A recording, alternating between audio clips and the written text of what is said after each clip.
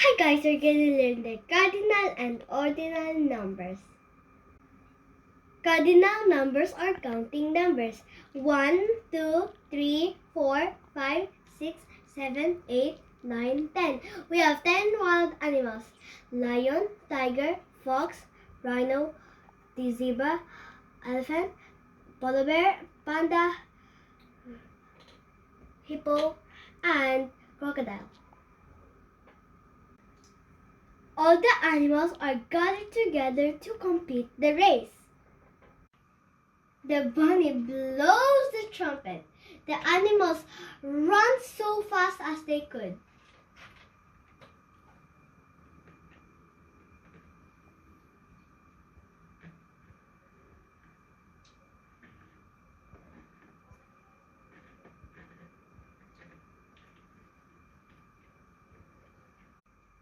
It is so easy for the king of the jungle. The lion is first.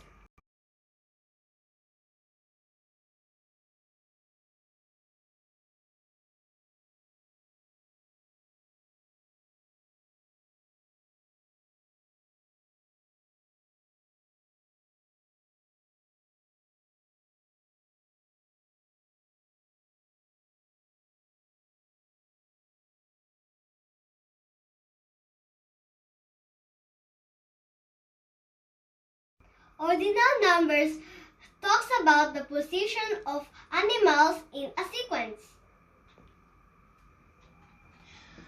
Lion first, second, tiger, third, hippo, fourth, panda, fifth, polar bear, sixth, rhino, seventh, elephant, eighth, fox, ninth, zebra, 10th, crocodile. Bye guys, I hope you learned the cardinal and ordinal numbers.